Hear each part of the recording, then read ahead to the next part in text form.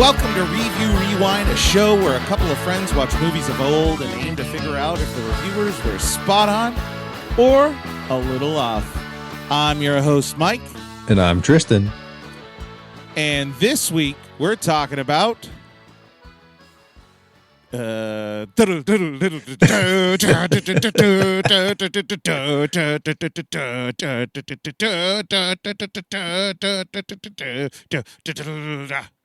I'm a punk rock prom queen. I remember it. Nice. Anyway, Josie and the Pussycats. Yes, Josie and the Pussycats. But before we get there, how you doing? I'm doing all right. I'm doing all right. How are you? I am exhausted. Yeah. This just feels like a really busy month. And in November, I'll get a reprieve. In November, I'll get some time off, and it'll be okay. But it just feels like every week is like, I get an email, and they're like, all right, so we're doing these events this week. It's like, what? Oh. Come on, guys. Yeah. Yeah, this week, the last 2 weeks have been pretty nuts of just like expecting one thing, the schedule completely changes, and then it's like, okay, now I got to pivot. Yep. Always seems to be the case. I don't know, that's not true. I just said that.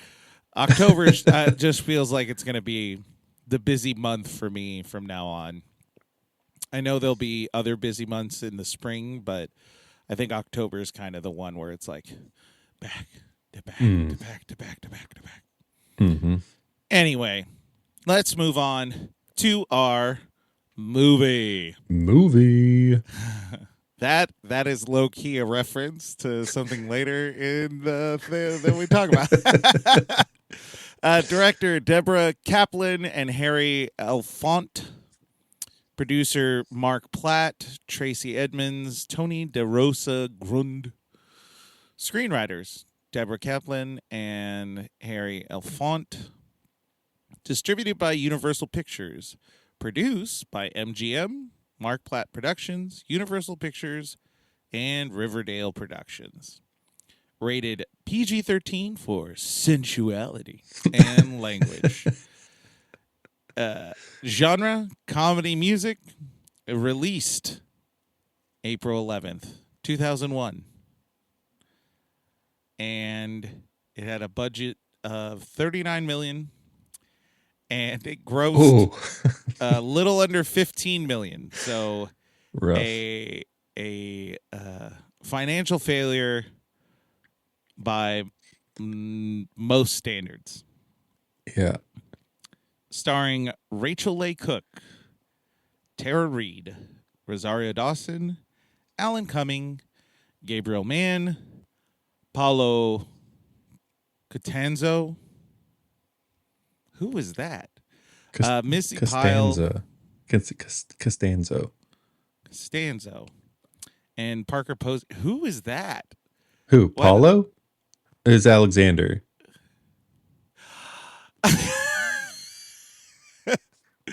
Okay. The manager for those that don't know. Okay. He was also in the 90s TV rendition or adaptation of Animorphs. He played Tobias. Oh, was he? What a callback. That's I can't believe that's I a crazy. That is crazy. Gabriel Mann was the dude. Alan M. Yeah. Okay. Animorphs, yeah. He was Axe. Axe, that's it. Yes. Yeah. Yes.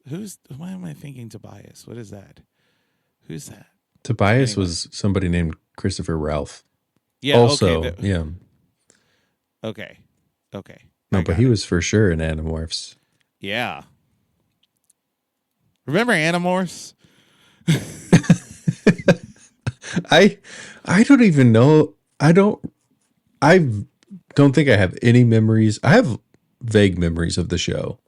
I'm looking at a trailer now, and this looks somewhat familiar.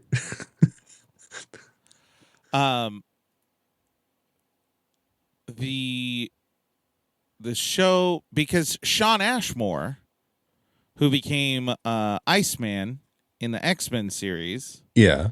started on this show. Uh-huh. And that was one of the things that stood out to me as, like, I always kind of had him in my head for that. Here's the thing. He's got a twin. Did you know that? Yes. Okay. What was your thing? What was your stupid point before I interjected? Shoot. Did I lose it? No. Animorphs was huge when I was a kid. You know, it was a big book series. I moved my microphone there for a moment. I got distracted. It was a big book series, and with the craziest covers. And all the kids loved them. And when there would be a Scholastic book fair, I would look at all of them and I would just deeply examine the cover. But I'm going to be 100% honest. I had severe ADHD and I'm dyslexic. So I did not read a single one of them. I think I got like synopsises of them or something. Because I did know what was happening with them, but I don't know. I actually don't know how I learned about it or really enjoyed it. I may have just gone with the flow of everyone else. Is like, oh, everyone likes this, so maybe I should like it too. I don't know. But when the show came out, I was like, this is cool. This is it. This is it. I've made the big times. I had nothing to do with it. I wasn't in it. So I guess just before we move into the next section, just so that everyone is kind of aware, Josie and the Pussycats is based off an old comic from Archie's Comics, or Archie Comics. And this was kind of like a big deal at the time, because Archie Comics had a very specific way in which it presented itself. Yes. And this movie basically was like, nah. Yeah. Never mind. Like, we're not going to do that. I talk about this a little bit in my thing, but the Sabrina the Teenage Witch, which is also part of Archie comic correct universe, the 90s TV show was very different from the comic. However, right. It had a much it had a very the ideals of the comic. Melissa Joan Hart, coming off of her Clarissa Explains It All, like there was a perception of, there was the family friendly, right? Yeah, it was very family friendly, and I think that's what they wanted. I wouldn't call this movie obscene or anything like that, but I wouldn't really consider it like a family film. No, it sets out to do something, and I personally think it does a good job in doing it. But what it's making fun of is not like appropriate for kids.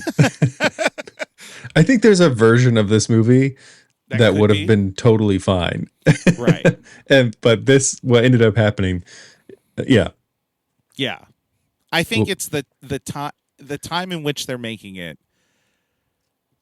The point falls into its like it makes sense for the time, but you're right. They could have done a couple things and it would have been. I think they still could have gotten that point across, and it would have been more "quote unquote" family friendly. Yeah. Anyway. Da, da, da. Da, da, da. Da. And now we transition into a segment called the Recap Rewind, where one of us gives you, the listener, a recap of the film in our own words. Tristan, I would like to offer you a record contract for one recap. Ooh. And you will get 1 million imaginary Josie dollars. Ah. Accepted only in one cave in the Netherlands. Oh. Where do I sign? All right. The floor is yours. The stage is yours. Dang, I couldn't. I had more. Have you ever watched a movie and thought simultaneously, how have I never seen this before? And what did I just watch? Before there was Riverdale and the chilling adventures of Sabrina, and after there was that 90s Sabrina the Teenage Witch, and also apparently in 2023 there was a Netflix original Indian film about Archie. Hold on. Who's still reading Archie comics?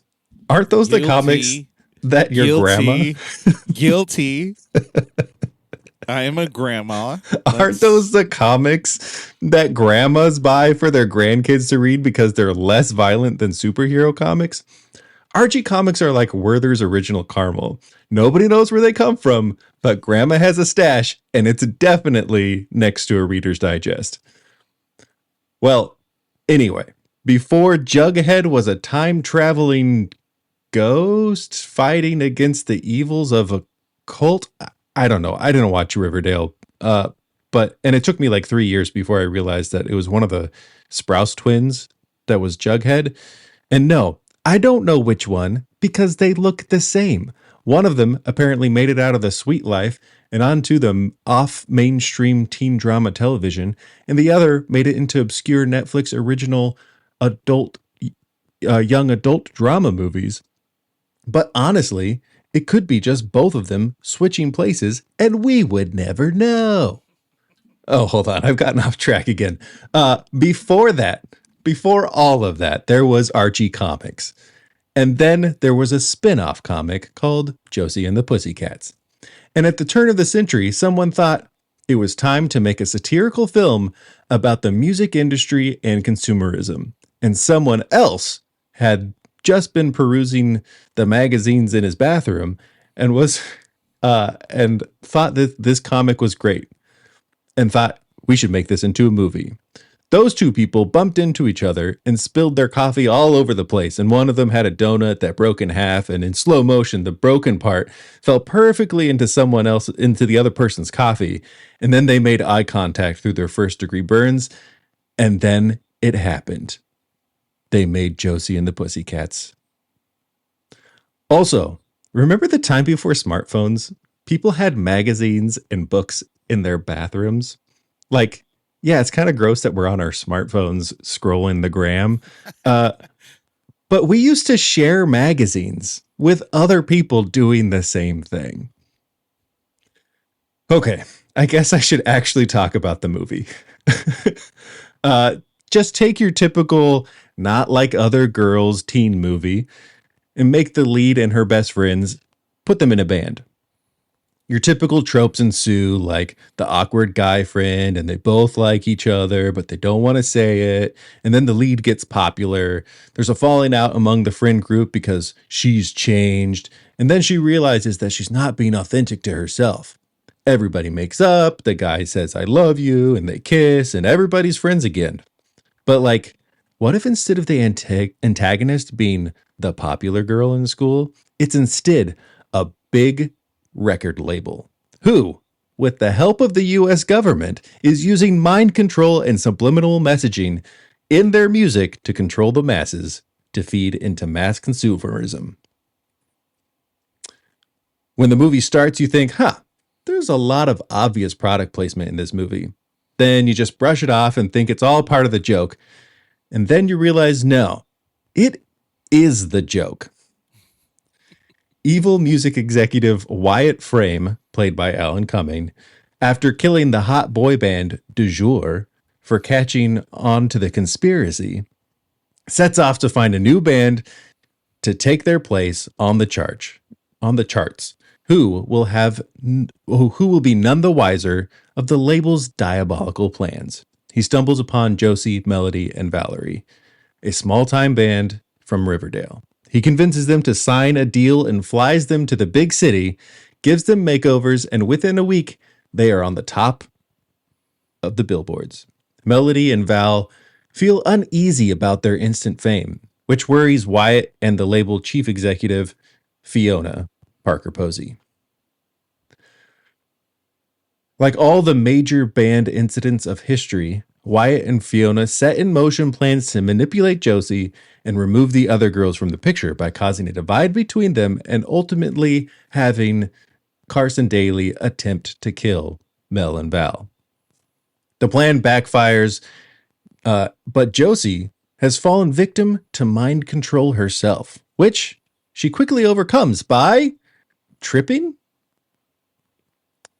Like physically tripping, not the other kind of tripping. Anyway, Fiona has plans for Josie to play a big show that will be broadcast to hundreds of thousands of people, which she plans to mind control. But Josie, Melody, and Val thwart Fiona's plans moments before the concert. After destroying the mind control machine, everyone learns that Fiona's plan is to make everyone like her because she's actually lisping Lisa, an outcast in school, and Wyatt was actually her classmate, an albino kid named White Ass Wally. Anyway, the movie spoon feeds the audience a moral about happiness not being about what you buy or wear, but being happy with who you are, while at the same time making a joke at the expense of people with a speech impediment and a genetic disorder.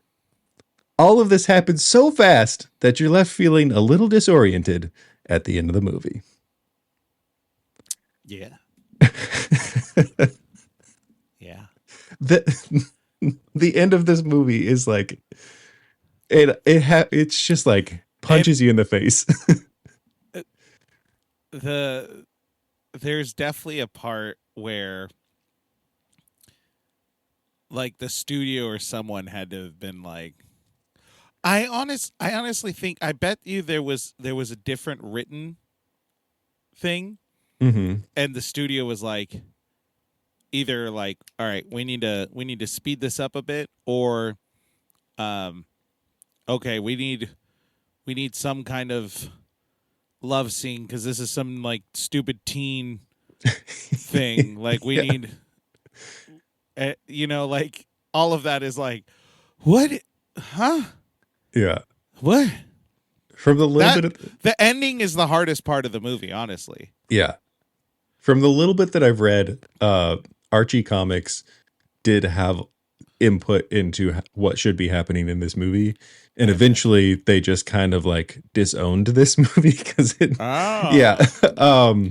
but I wouldn't be surprised if the moment when Alexander's like, or no, Alexandra says, so what's the moral, that like freaks should fall in love with each other or something? And then Alexander is like, no, it's happiness isn't about what you wear or buy. It's about who, like, being happy with who you are. Like, I wouldn't be surprised if Archie Comics was like, hey, we got to have a good moral in this. Yes. And they said, okay. Yes. It couldn't have just been the bad guys are bad. And materialism as a whole is bad. Yeah. No. I would like to say I made a note. And when you were saying, remember when people used to have magazines in the bathroom? I have two names for you. This is a family show, so children, cover your ears. Poopazine. That's one. This one's a little harder. To say, but I think it's Magfices.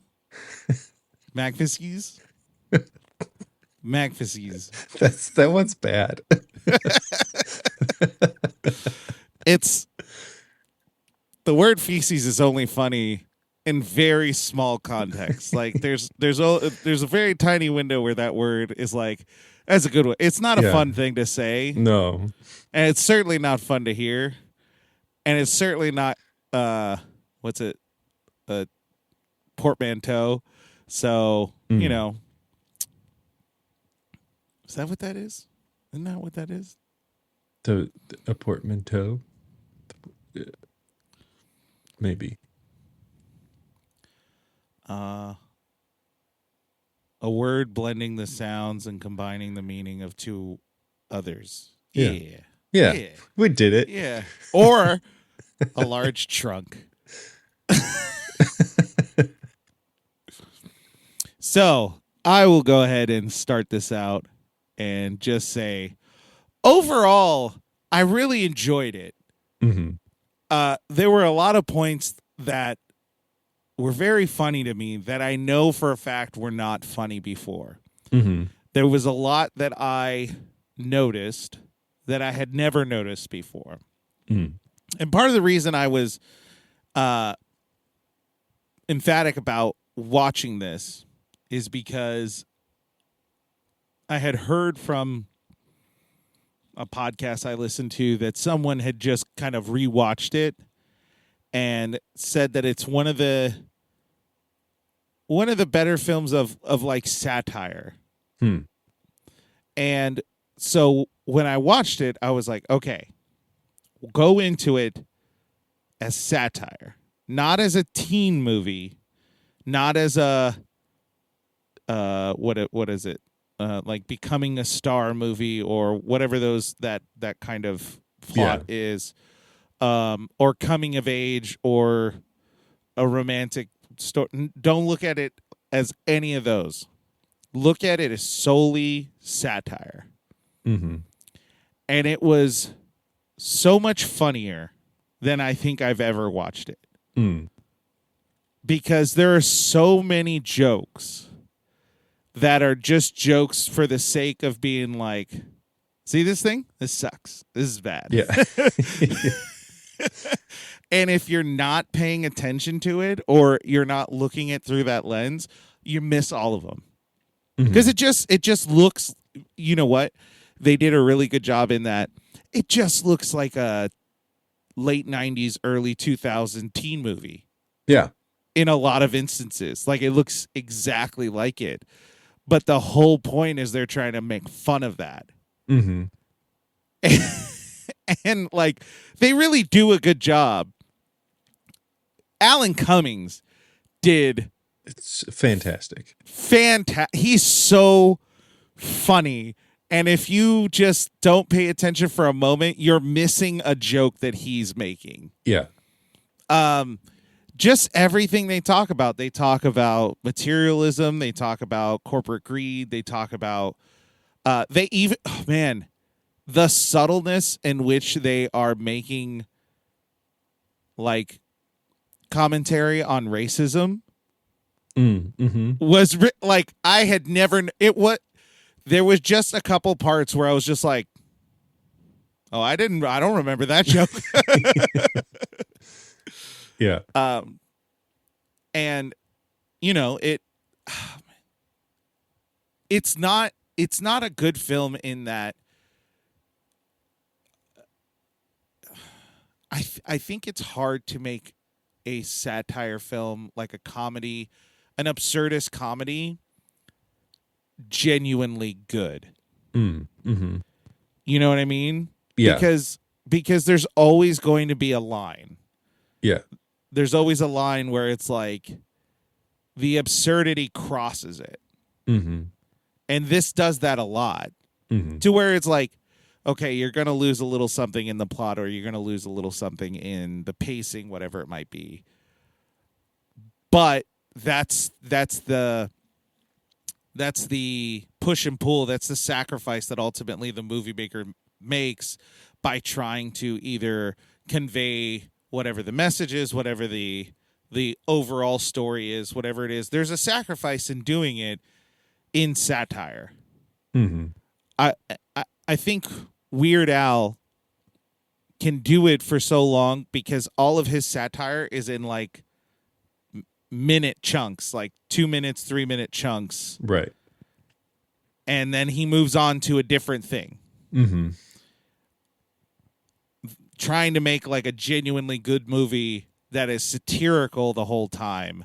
I feel like might be like, I don't know if I can think of a movie that is satirical, that is really, really, really, really good the whole time. Yeah. You know what I mean? Yeah. Yeah, this movie, I mean, we were just watching the trailer before we started recording, and Ugh, the trailer was 2.5 minutes long. one is way too long. Yeah. For how short this movie is. Two, it is a completely different movie. Oh, like almost. Right.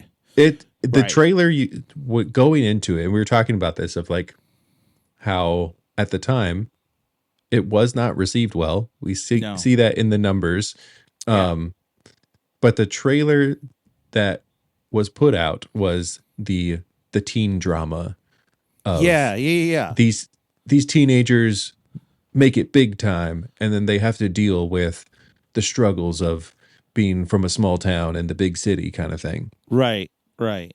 Which is the formula that they used as the skeleton for this movie. Yeah. But that's all it's the skeleton so that it makes the Hollywood executives happy that that there's a story being told. Right. But it was really a vessel to create this satire. And so I think people weren't expecting that. I've never seen this movie until we watched it this time. Right. I knew it existed, and I got to the end of it and I was like, why do people not talk about this movie? Because it feels like a movie that there should be a following for. It should get a lot more credit than it actually does. Yeah. I feel like people, it's the type of movie that people would be like, oh, you haven't seen Josie and the Pussycats? Like, it's great. Right. But like, I don't hear anybody talking about it. So I find that really interesting. And I think that's mostly because it was not received well during the time. But now. Yeah, because like Almost Famous came out in 2000. I bet if I looked hard enough, we would find quite a few movies in the late 90s that were that kind of well here's where we have the issue that may have happened with advertisement, because the writers Deborah Kaplan and Harry Elfont, I don't know. It's spelled like Elfont, but it could be Elfont. Yeah, they did, is it Can't Hardly Wait? Yes. So Can't Hardly Wait was a movie that came out in the late 90s that was just right up the alley of teen comedy, which I will say, man, this I feel like this is going to end up being a very, not weighty, but thicker conversation as far as, because I wouldn't say that comedies have lulled per se. I feel like there are still comedies, but in the late 90s and throughout the 90s, comedies were the genre. Mm-hmm. And, you know, I think we talked about it in a previous podcast, but the Patton Oswalt, oh, jeez. I'm all over the place. Patton Oswalt talked about how the president at the time kind of sets the stage for the tone of pop culture. And I think at that time, Bill Clinton, you know, he played the sax, the infidelity scandals, all that stuff. There was a weird, like, frattiness to him. And I think that set the stage for a lot of these movies. There was, now I have to like look up when it was, but Can't Hardly Wait, She's All That. Wait, hold on. Who is that? Okay.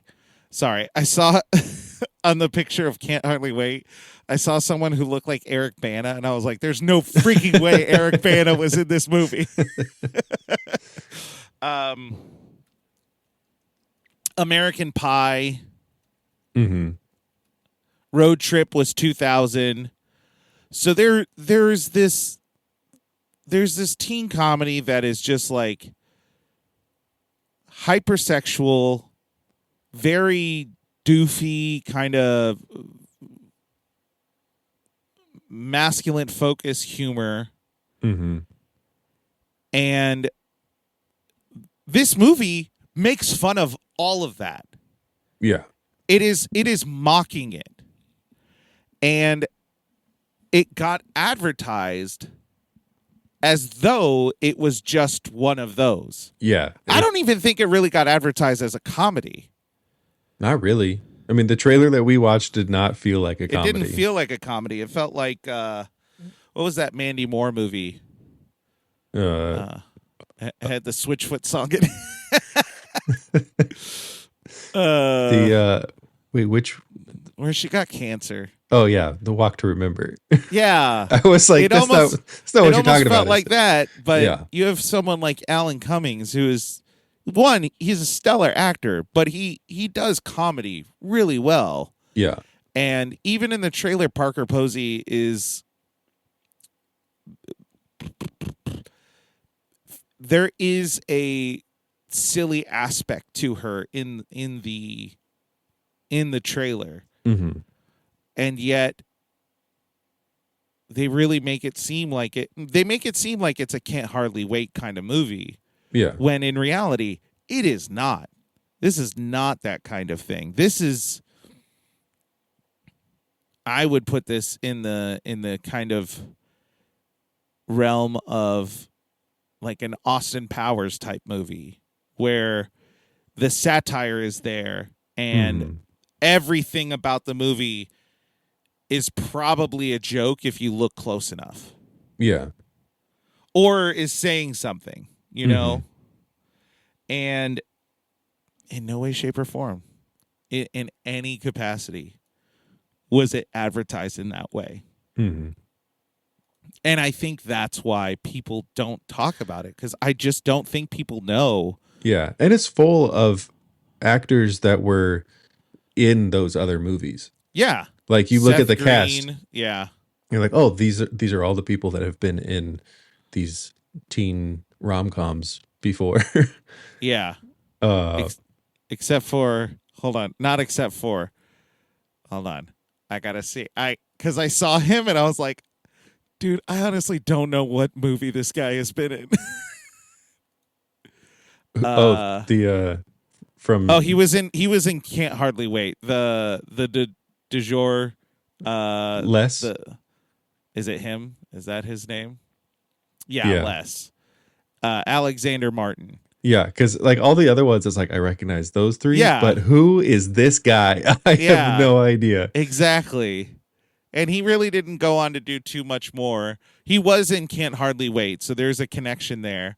Yeah. But you know, and then you had Justin Chatwin. He was in what was that?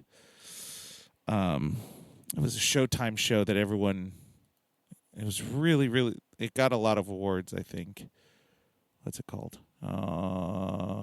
Dragon Ball Evolution. That's where I know him personally. That's where I know him. No, he was in.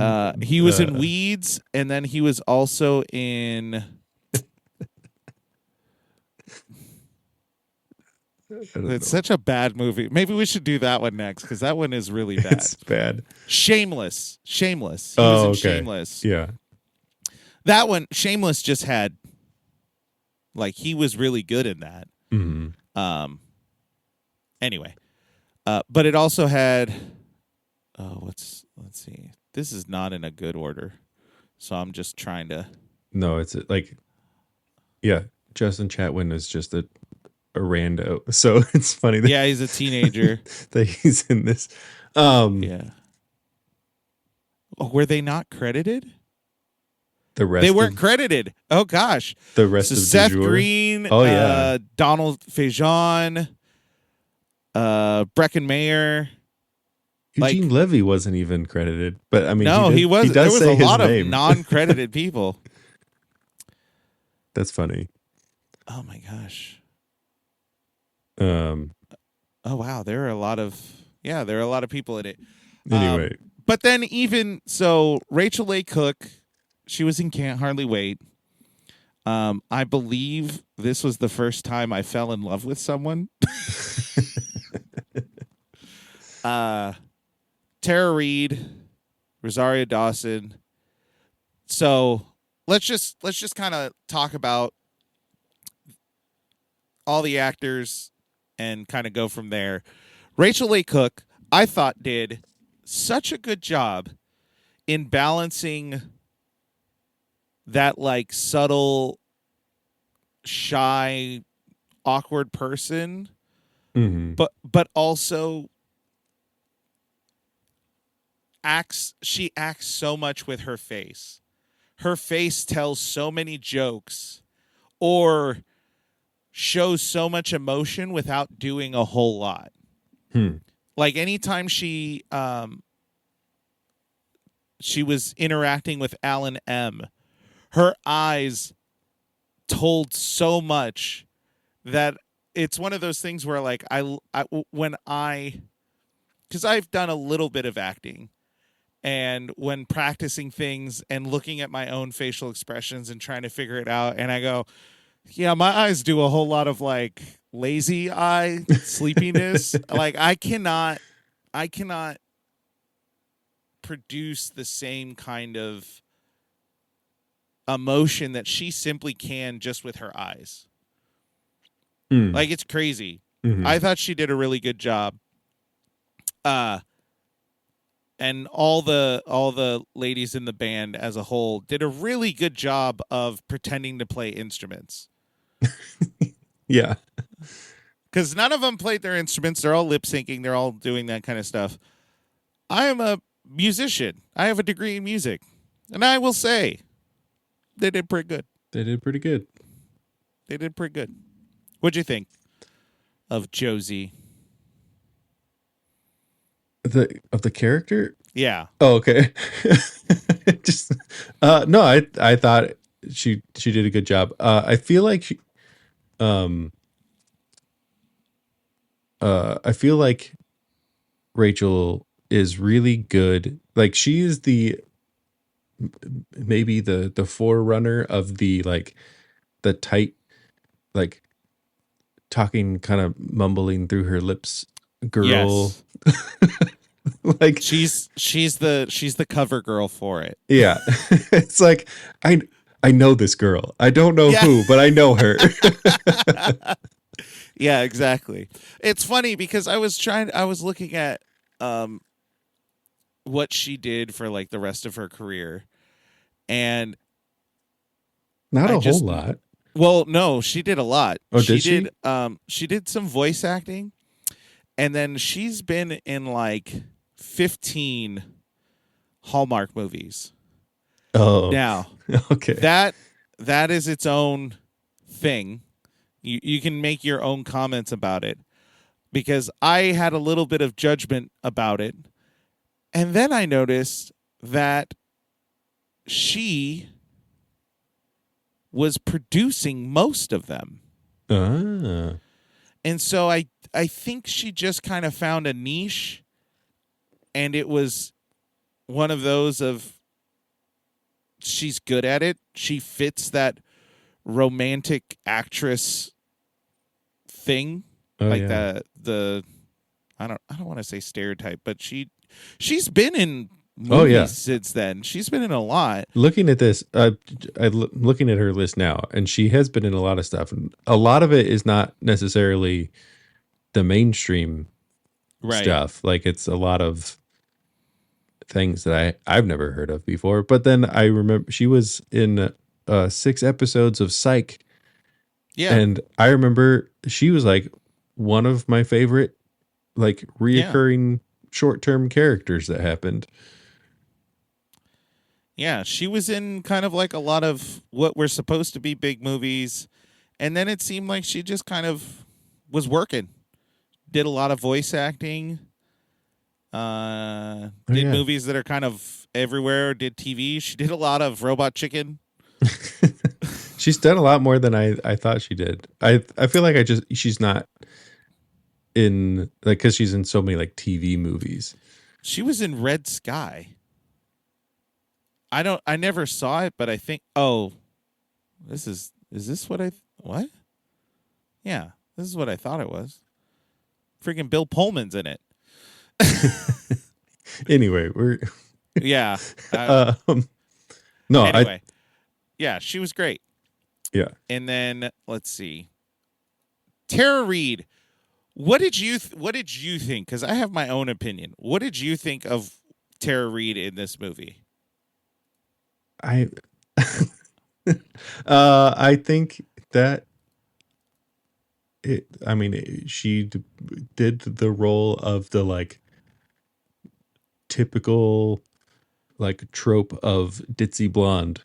Like, yeah, that's just really what that character was, and there was nothing more to it or anything. Right. She did it really well. She did it really well.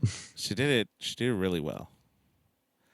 I think the person who was like the straight man through and through was Rosario Dawson's character, Valerie. Mm-hmm.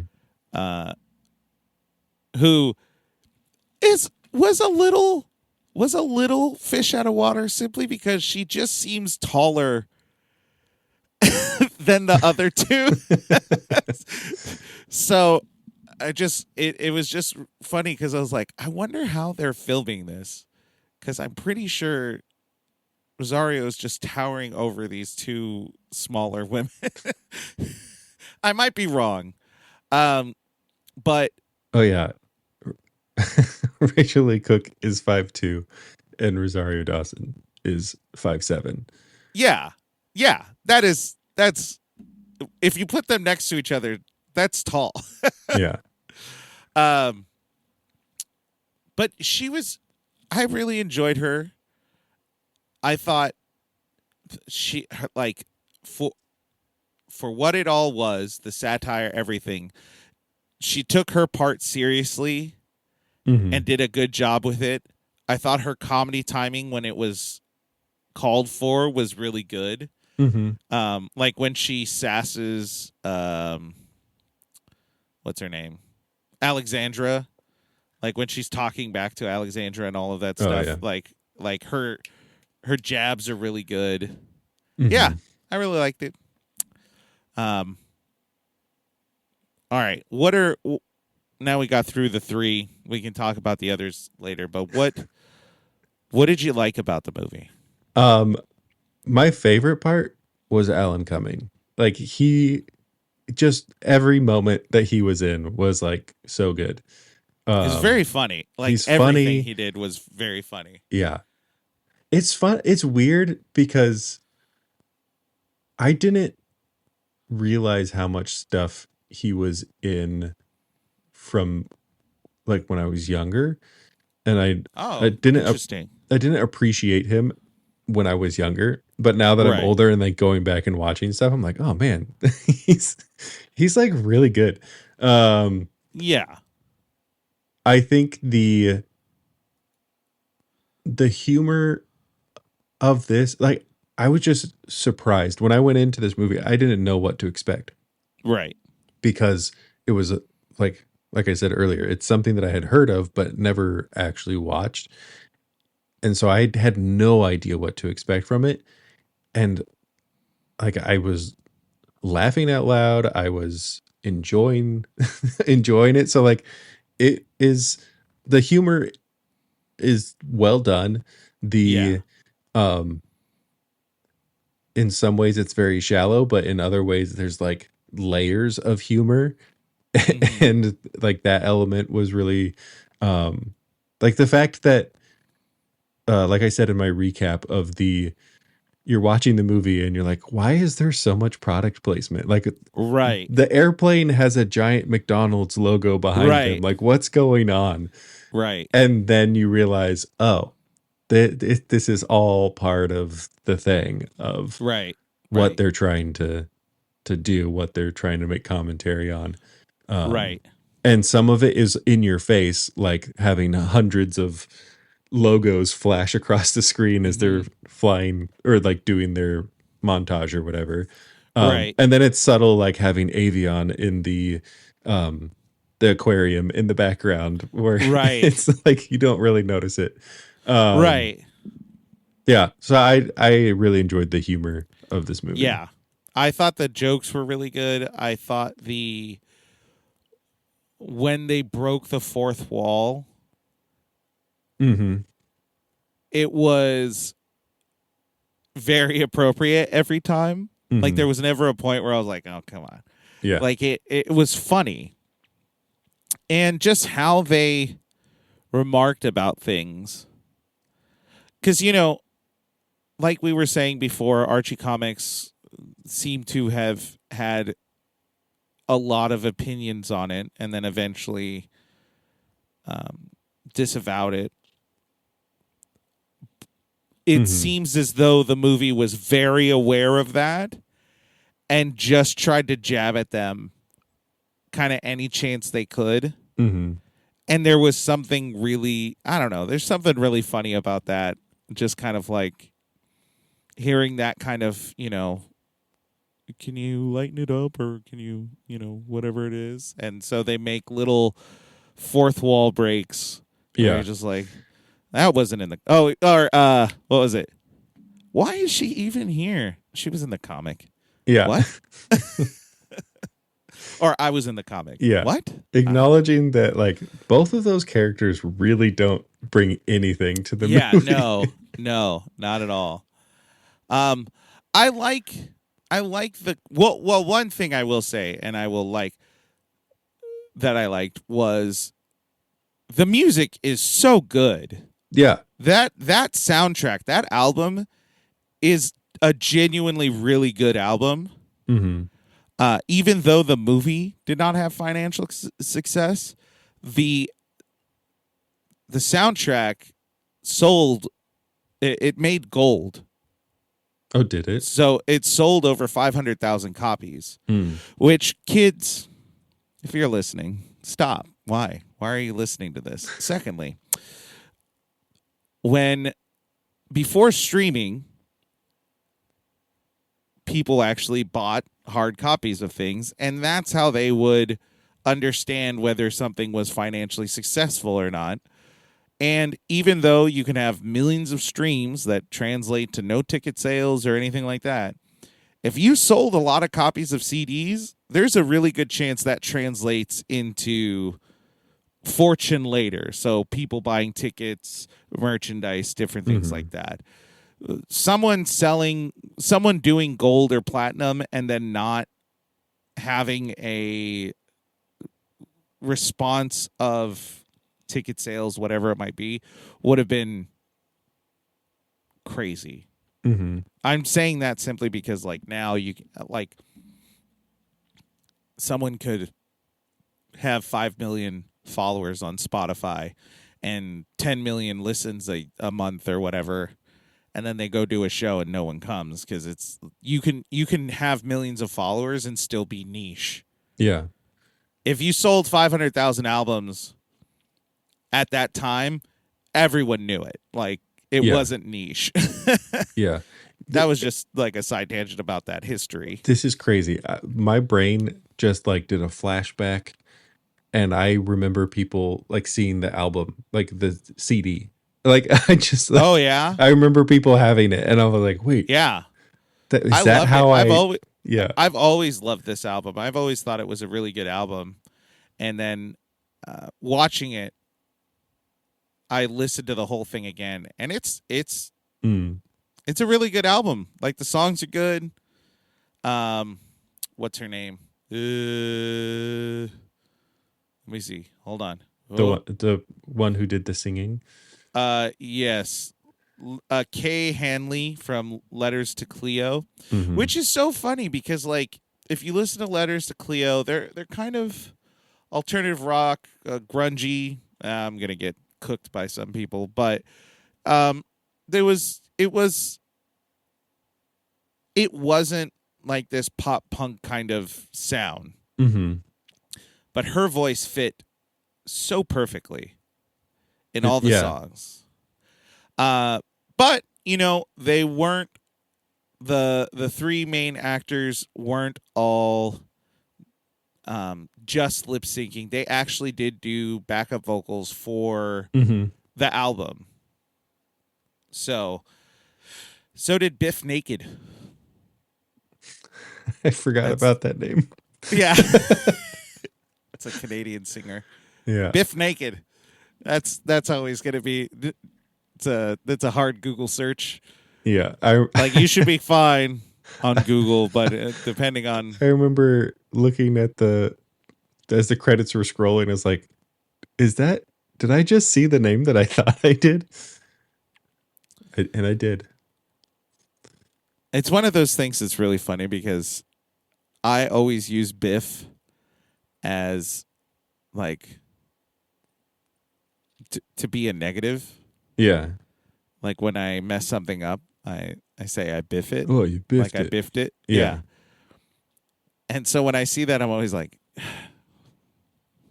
what is she? Who's Biff and why are they naked? Anyway, yeah. There's just so much I liked about it. Now, let's talk about the stuff we don't like. All right. Go for it. I think from the storytelling perspective of it, they really fast forwarded through some of the plot points to just hit the formula yes, of like, yes, we have to go from A to B to C to D, and we're gonna make our jokes and we're gonna linger in this spot for a second, and then like, oh, they get mad at each other and they break up, and then all of a sudden she trips and her headphones fall off and like she's broken out of her trance, and then they're like, it felt like they fast forwarded, and especially the end, like we talked about, the end of the movie just feels like boom, boom, boom, boom, boom, and we're done, and it's like, whoa, what just happened? Right. I really didn't like the end of the movie. I don't like the plot twist, the reasoning of Fiona's character. Like, it was a funny, shocking moment when she's like, "Oh, I'm lisping Lisa," and then like Wyatt pulls off his wig and like this whole thing happens, and it's got the shock value funny, but then when you sit back with it, you're like, no, that's actually like that's kind of mean. They're like, making fun of these are two people who got brutally bullied to the point that they completely changed who they were to destroy the world, essentially. Yeah, and the way that they're presenting it, even though there is the moral of like, you're happiest when you are like, when you're happy with who you are, like, not really, because you made fun of these people for who they are. Right. So that was something that I was like, I don't think I like that. That's it didn't sits land weird. well. Yeah. And I think the foreshadowing of the twist and who Fiona was also kind of sloppily done. And so I think the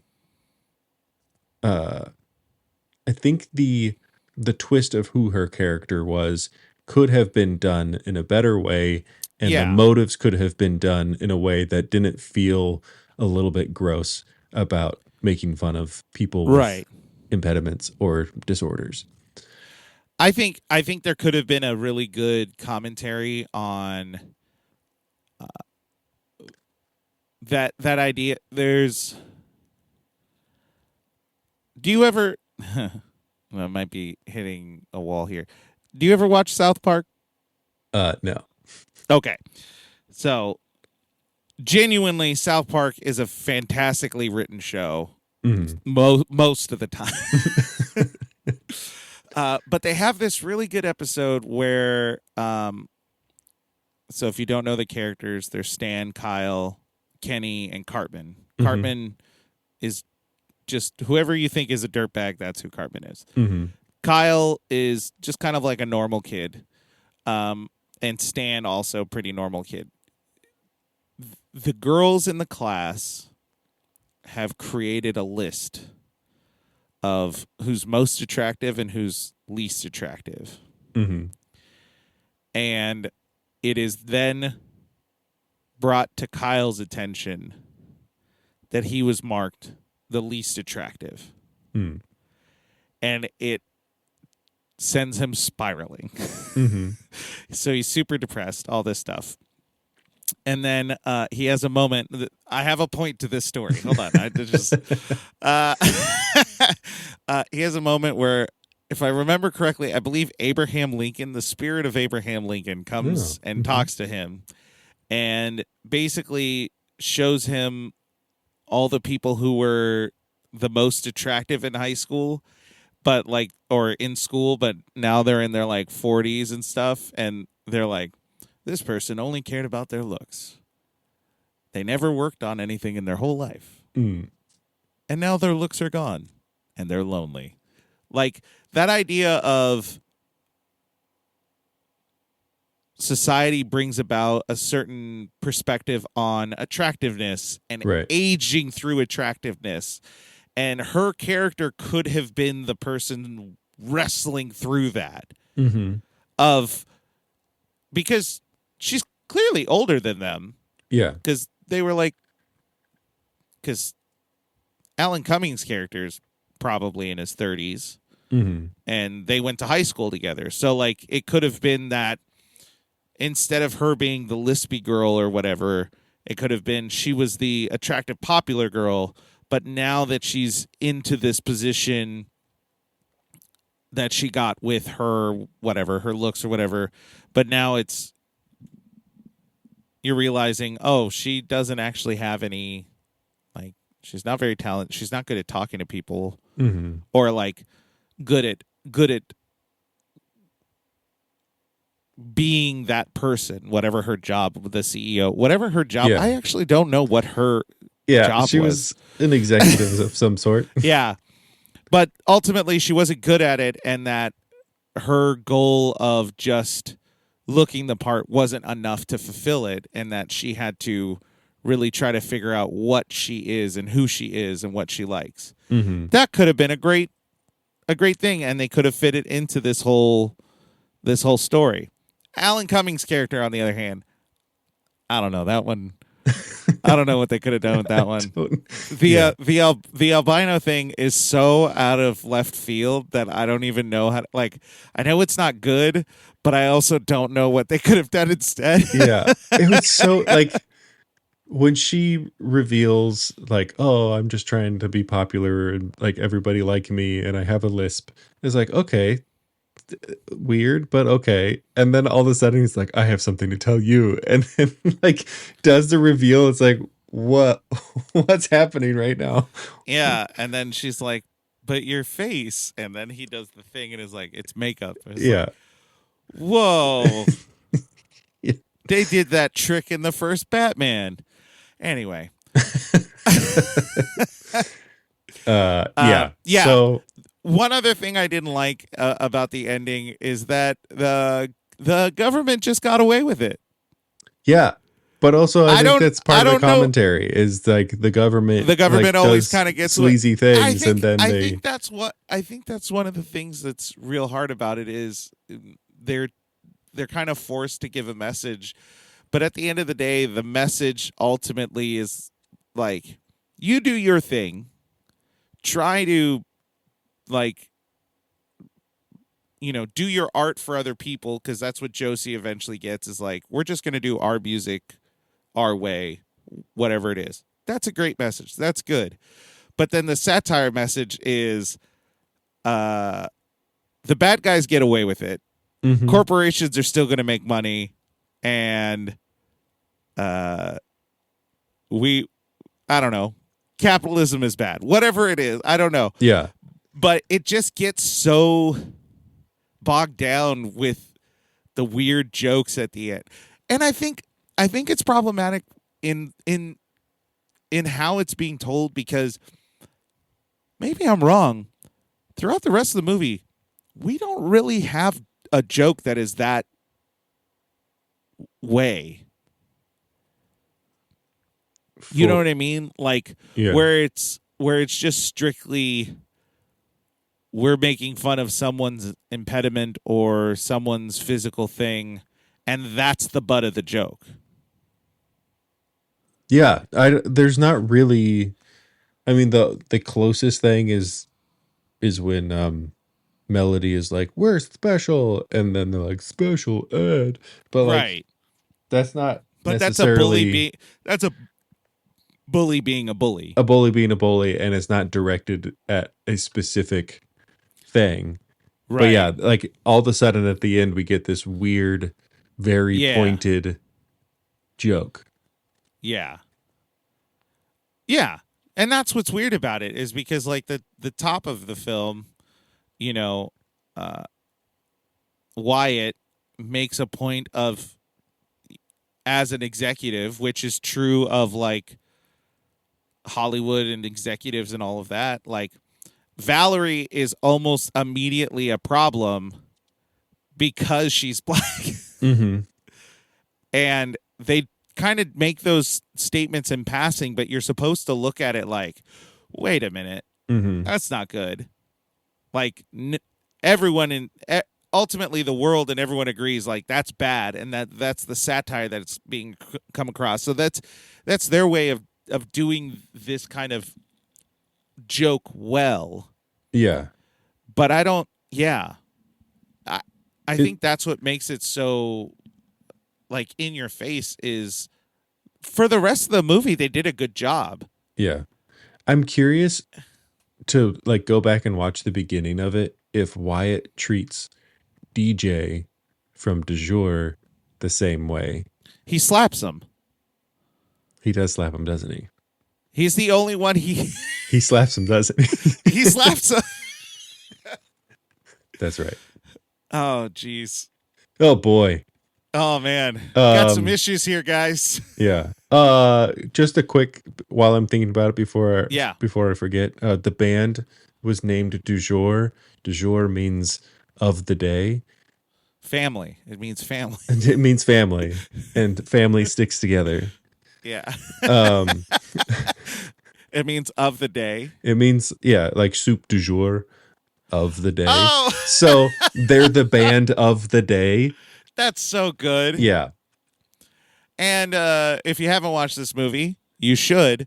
But the song that they sing is... It's so inappropriate. Backdoor Lover? Is that what the name is? Yeah, it's so bad.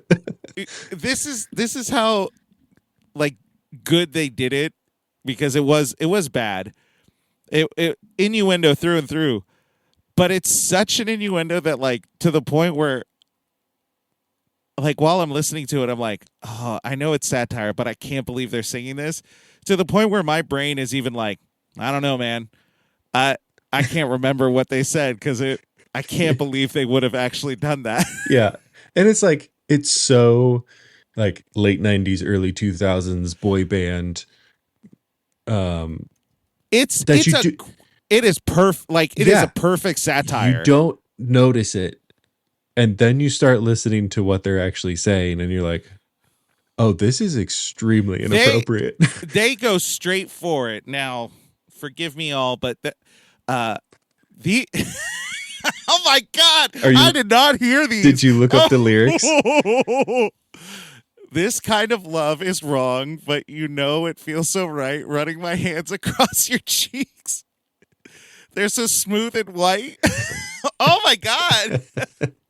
It's so bad. Leave the light on, baby, and unlock your back door. I'll be coming through your way tonight to love you for sure. And then I'm a backdoor lover. Yeah. And they do some dance moves. Well, I think what happened was I was just like, oh, this is silly. And they're like showing the fans. Because it's like a montage. It's like a montagey kind of thing. Yeah. Right? Like they or do like it kind of like video. music video-ish. And it cuts to the fans being like, and then back to the guys doing their stuff. Right. And so you're not really paying attention to it. And then you start seeing them do certain dance moves. And you're like, wait a second. And then you like cue into the lyrics and you're like, oh, that's what they're singing. Okay. Ah, yes. Yeah, it's... Oof. That's crazy. no wonder Archie Comics was like, we can't put our name on no, this. thank you. Oh man, yeah. But the music, but you know what? Too the score for the movie, the actual like instrumental in movie music, not the band music, but the score Right. was really good too. Mm-hmm. Like it felt, everything felt dramatic when it needed to be. Everything felt lighthearted when it needed to be, and it wasn't just like a rock song. Like it sounded really good. I really enjoyed that. Yeah.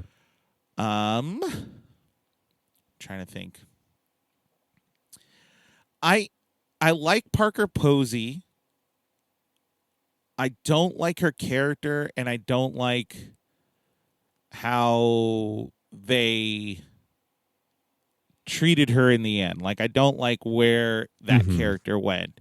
I think there could have been a lot more. That is probably the weakest portion of the movie, is her character, her motives. I think if her motives were different, her character could have really shined through a bit more. Mm-hmm. What was she in before this? Carson Daly was oddly very funny. Parker Posey was in Waiting for Guffman and Best in Show.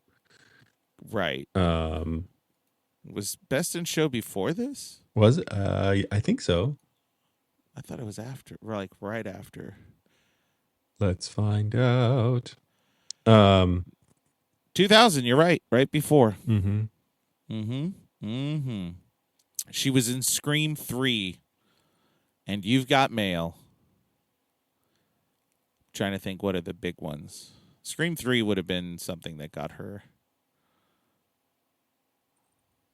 And then a bunch of like one-part roles. She was in Coneheads. That's it. Oh, she was in Dazed and Confused. Yeah. That would have been the thing that like started her. I think the first couple of scenes with her were great. Like when you first introduce her and she's like doing the tour to the like other nation representatives. Like, right. She's really funny. It's really good in that scene. And then there's like another scene where she's like in that headquarters area that is good. And there's a lot of jokes within it that they've referenced. And like she's wearing the feathers, and every time she turns, it just I really liked that joke with the FBI agent where, you know, he said whatever he's going to say. And he's like, you guys too. Like basically saying you're going to feel it too. What was that? Like, what did you say? I don't know why. I can't remember of another movie that made that joke. Like that's such a clever joke of like someone saying something under their breath, and in reality you're like, everyone heard it. Mm-hmm. It's like, no, I heard. The guy in the back's like, no, I heard you. Yeah. we heard you. Yeah. She had a lot of potential. I just don't think it ended well for her. Yeah. I think Parker did a good job. I think the character could have gone through the drafts a couple more times. Yeah. It feels like the beginning of this movie. It feels like a majority of this movie, they really did a good job, like really going into the rewrites and everything. And then it does feel like they got a lot of pressure at the end and they just kind of fizzled. Yeah. I think everything up to basically them getting signed, releasing their first album or their first song, and like climbing up the billboards, like all of that before that is great. Everything after that is like TRL was the point of no return. Yeah. It just, there was good parts after that. Mm-hmm.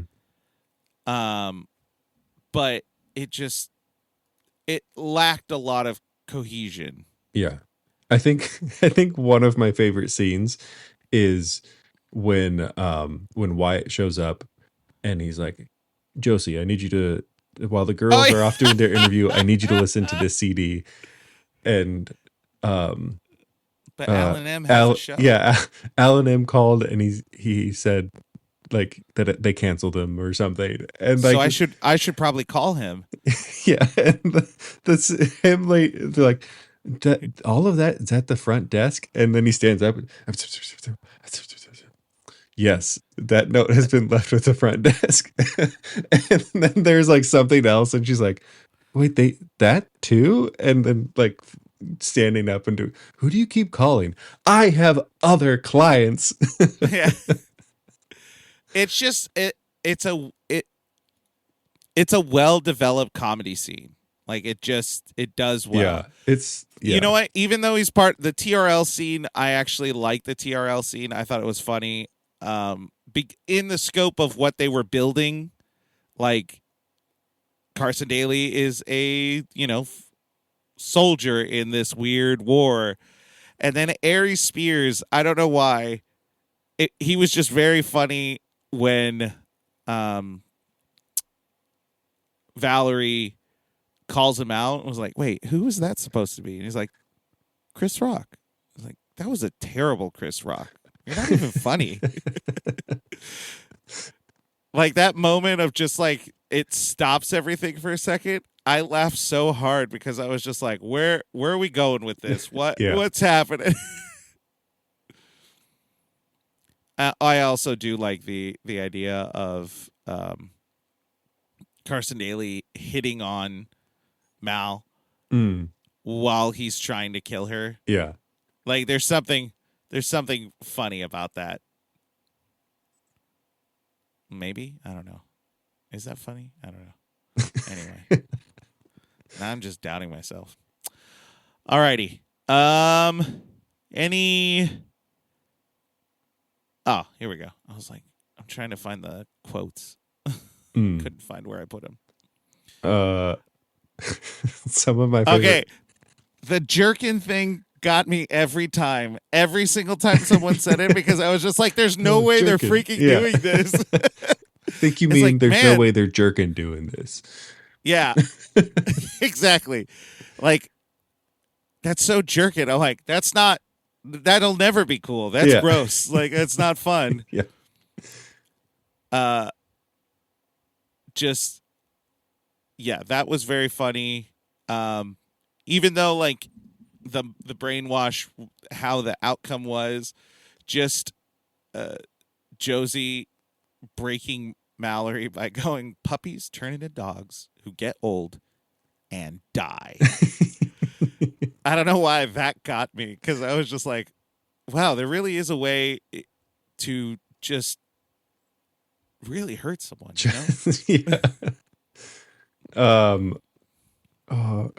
I'll have to look that one up in a second. I liked when Alexandra is at Alan M's show.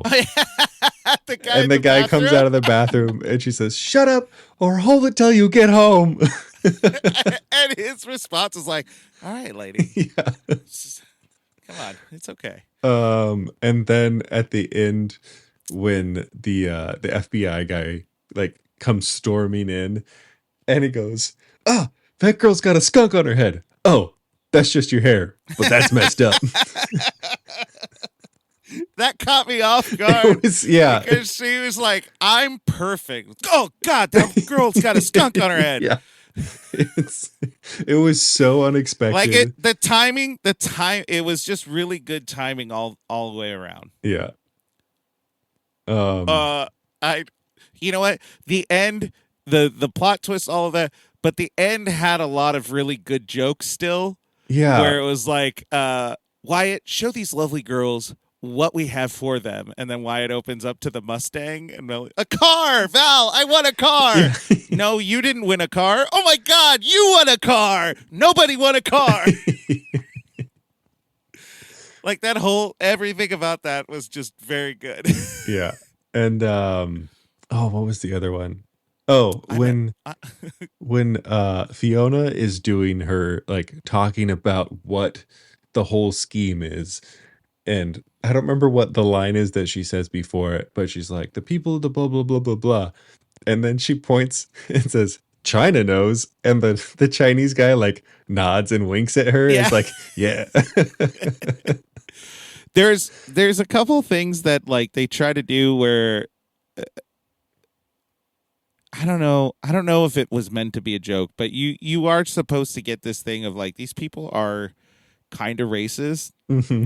So when she's, for whatever reason, it made me laugh, and it made me like kind of gasp a little. But when she was like, "I have foreigners here," but she's like really pissed off about it, I was just like, "What the crap?" Whoa.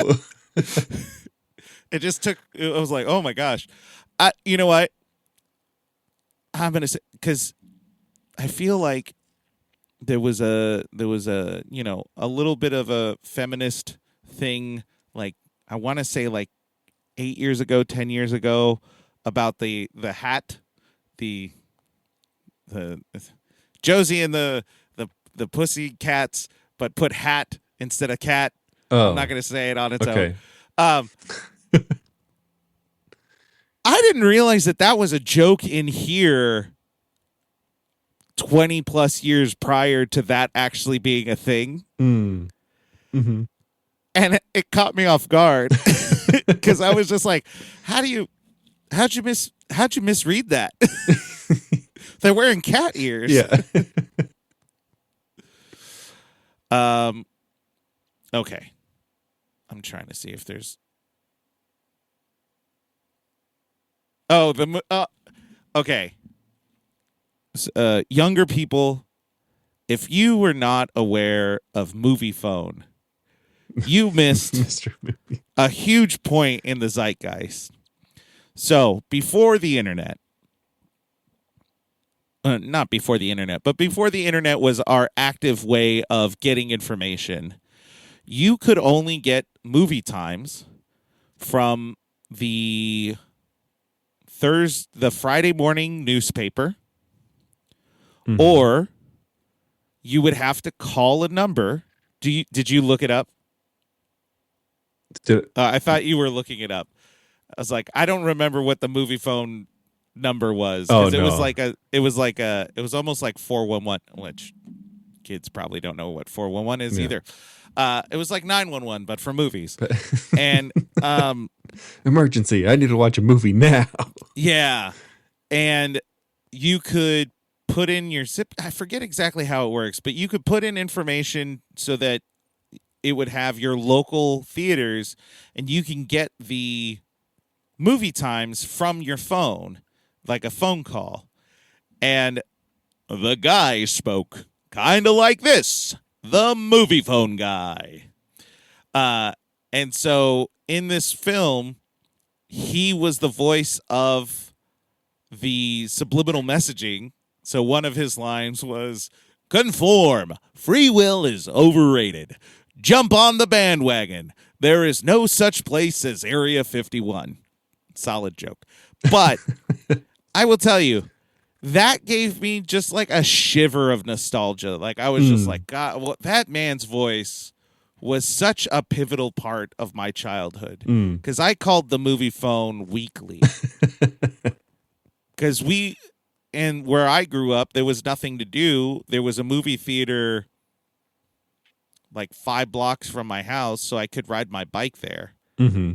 And that's what I would do. So when I was in middle school, I would call the Movie Phone.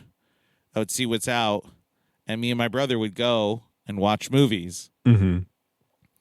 And it's just wild to see it as essentially a plot point in the movie, and hearing him say just some of the ridiculous things they made him say. And at the end of the movie, when he wasn't saying it right, and you can hear it in the recording, that she kicks him out of the booth. Yeah.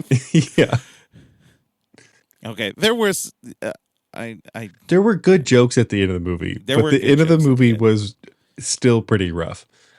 I know you referenced it when we talked about Du Jour earlier, but just when they're all arguing with each other, and Yes. there's one guy. Oh my De gosh. jure means friendship. Just Yeah. like the continuous, like that's the only thing he says. Okay, so I never really saw Planet of the Apes, but I'm a huge Simpsons fan, and they've made quite a few Planet of the Apes jokes.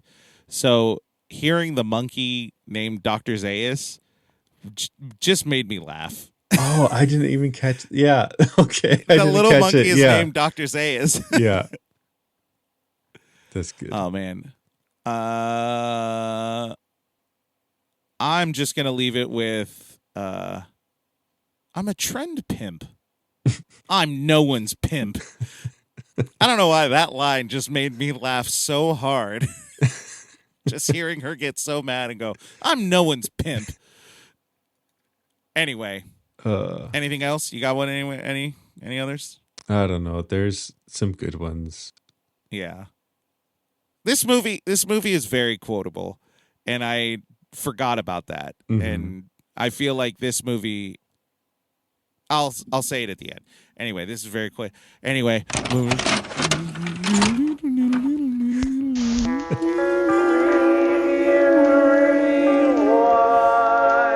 the year 3000. Anyway, not enjoyed by the critics.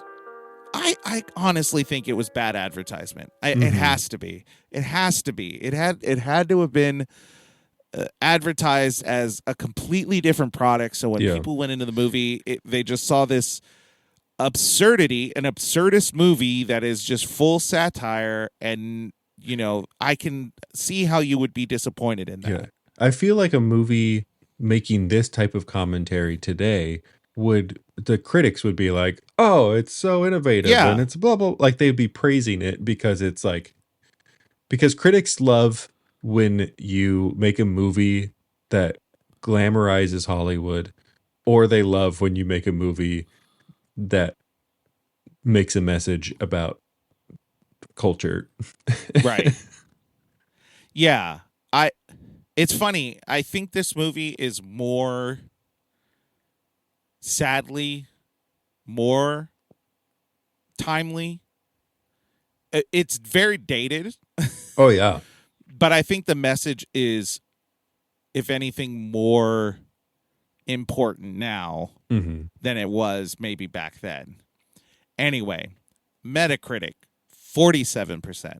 Rotten Tomato, 53%. Rotten Tomato audience score, 52%. IMDb, 5.6%. So everyone did not like it. Except for this one person. Go for it. This one Tristan. person from the Baltimore Sun gave it a 75, and they said, a comic book rock band starring in a film that actually makes a point? Now that's something worth singing about. So when I saw that review, I was either like, this person absolutely gets it, or this person missed the point, and I don't know which one it is.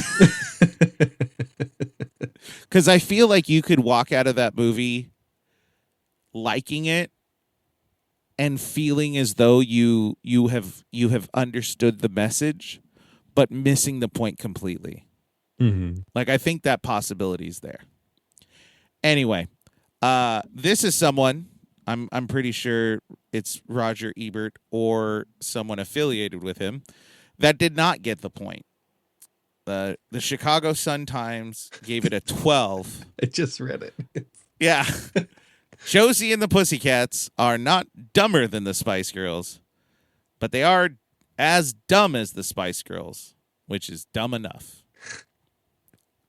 Which to me is, you did not get the point of the movie. You didn't really watch the movie. You saw it from the perspective of like, this is going to be a teen comedy or teen drama, whatever it might be, not a movie that is set out to be an absurdist comedy. Right. When did Spice World come out? 1997. Yep. The only reason I know that is because I saw it on Alan Cumming's IMDb page, because he was also at that. Was he also at that? Great. Anyway, yeah. I have mixed feelings about this review. mostly because we've got a snippet, and the snippet that they thought was the most important thing to show was this comment. Like, Right. I think that's okay. I'm over it. I'm not over Yeah. it. No. I disagree with this score, Yeah. and I think Mal was dumb as dumb as the Spice oh Girls yeah, were for sure. portrayed. But that was on purpose. I think they were literally mocking the Spice Girls. They were making a point with it. Yeah. Yeah. If Baltimore Sun truly got the point, then I feel like they're pretty yeah, good. they're pretty spot on. Yeah. What do you give it? Okay, so this one I I had to do a double thing because last week I was a little bit too biased, and so I had to like check myself. From an enjoyability of like, did I really enjoy this movie? Heck yes, I did. And I would watch it again. Yeah. From a critical review perspective, Right. I give it a C. Yeah. Here's what I would say. Agreed 100%. I give it a C as well. This is going to be on my yearly rotation of movies because I think the message is really good. I think it would have gotten a higher grade if it wasn't for the ending. Yeah. If the ending was tighter yeah. The first hour or so, maybe hour 10, could have gotten a B. Mm-hmm. Because they were doing their job. The jokes were funny. The filming was pretty good. I appreciated a lot of the cinematography. Mm-hmm. I thought they took a couple risks on the cinematography that worked out. The CGI was god awful, so that loses some points. But also, like, it did its job and it did it well and it deserved a B.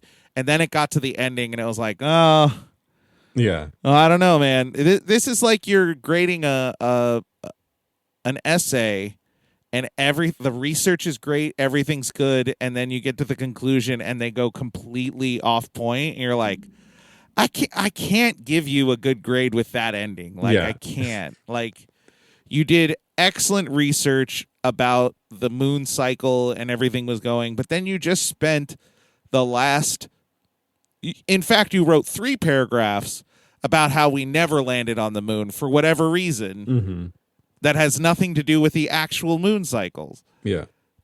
So I can't really. You could compare give you the it to points. my recap where the first half of it had nothing to do with the movie whatsoever. Yeah.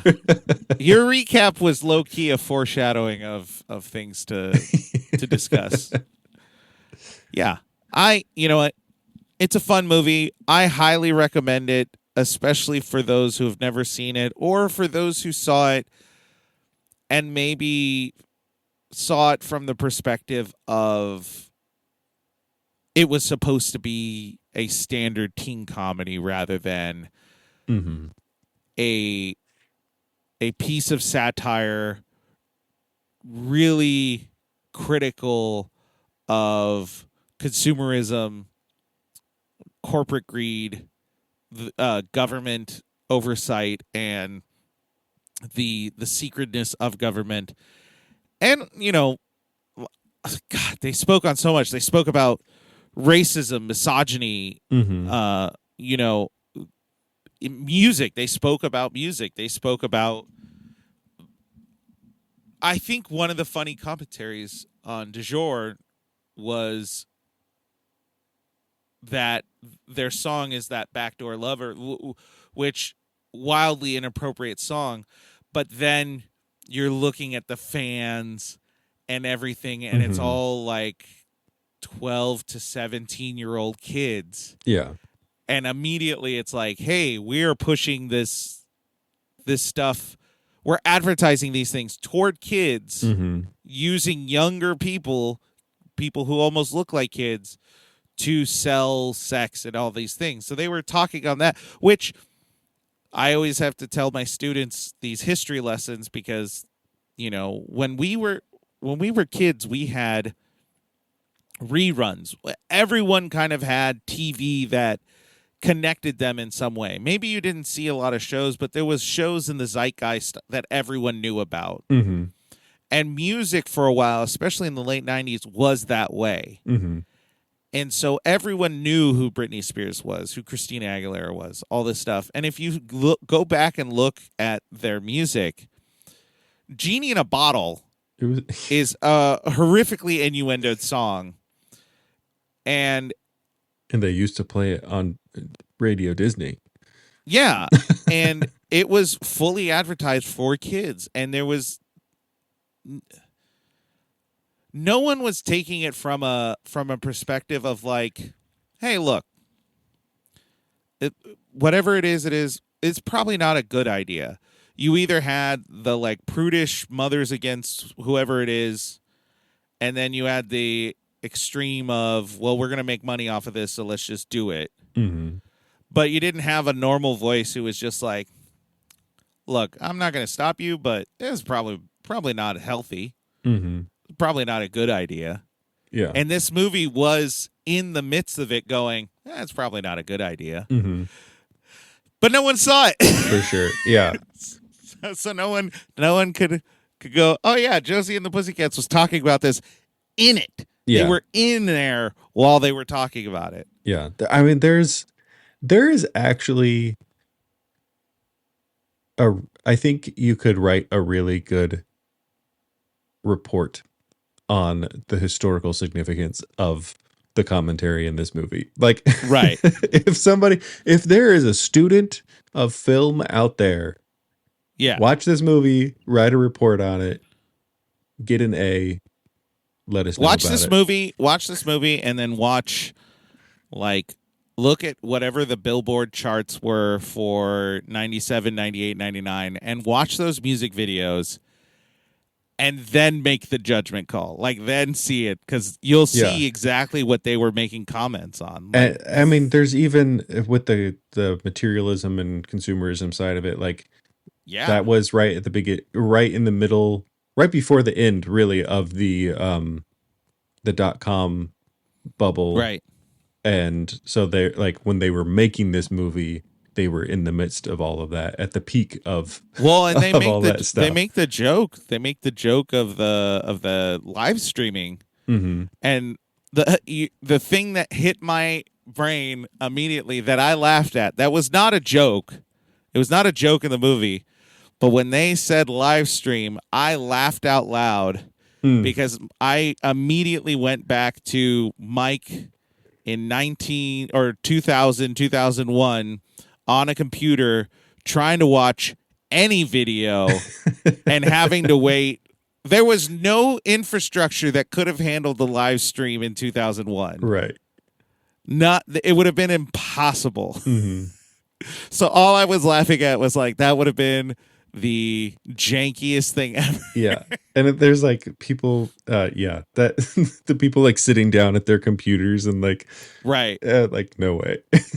Yeah, that wouldn't have happened. Anyway, well, thank you so much for listening.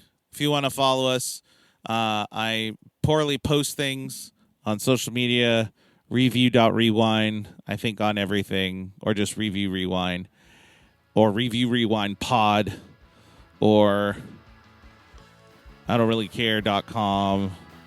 Oh, please don't go there. I have no idea what that is. We don't know that.